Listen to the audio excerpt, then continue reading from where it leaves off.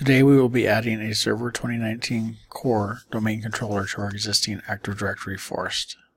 Once we log into the server, it'll start off at a command prompt. We will change that to PowerShell by typing PowerShell in the command line. As you can see, it is now says PS over off to the side, letting us know that it is in PowerShell mode. There are some prerequisites before the server can be promoted to a domain controller.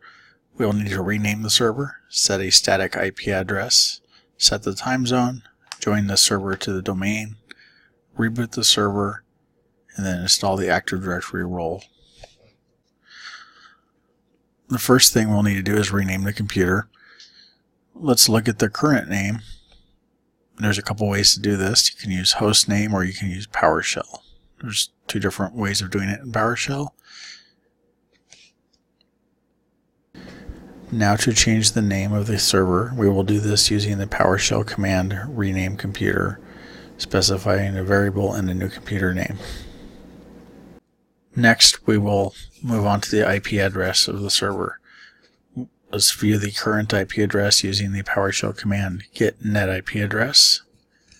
As you can see, this gives us too much information. We want to parse that down so we can use get net IP address with the format table command. To set up the IP address, we will use the new net IP address command in PowerShell. We will specify the adapter using the interface index. We will specify the IP address, then the subnet using the prefix length, and finally the default gateway for the subnet. Now the IP address is set, we still need to set the DNS entry for the network adapter. Otherwise, we'll never find our existing domain controller to promote from. So we'll use the set DNS client service address command, specify the interface index again, and then specifying the DNS server. Now we will set the time zone. First, let's view the current settings using get time zone. We can see that it's currently set to Pacific time. I need Arizona time, which is US Mountain Standard Time. So we'll use the set time using the ID of US Mountain Standard Time. After we're done, we can run get time zone again to verify our desired setting is configured. We will now add the server to the domain with the add computer PowerShell command.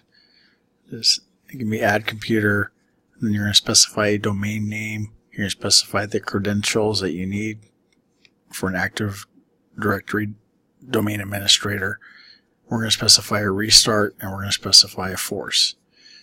It will then ask for the password for the account from Active Directory in order to authenticate against the domain controller.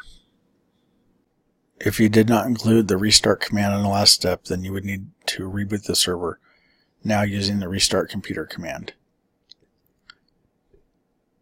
You could have also made all these changes using the sconfig command. While simpler and quicker, it does not give you the learning experience of using PowerShell commands.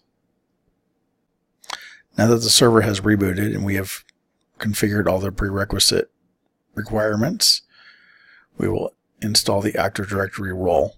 This is done using the install Windows feature command to specify the AD domain services. After that is completed, we can promote the server to a domain controller using the install ADDS domain controller command in PowerShell, specifying the domain name that we want to install the DNS role and no DNS delegation, specifying the database path, the sysvol path, the log path, and we'll set false to no reboot on completion and force install to true. After the reboot, we can check that the server is a domain controller by using a rep admin repel summary command to see the replication with the other domain controller. Since we have successfully promoted the server to a domain controller, this video is finished. Thank you for watching. I hope someone finds this video useful.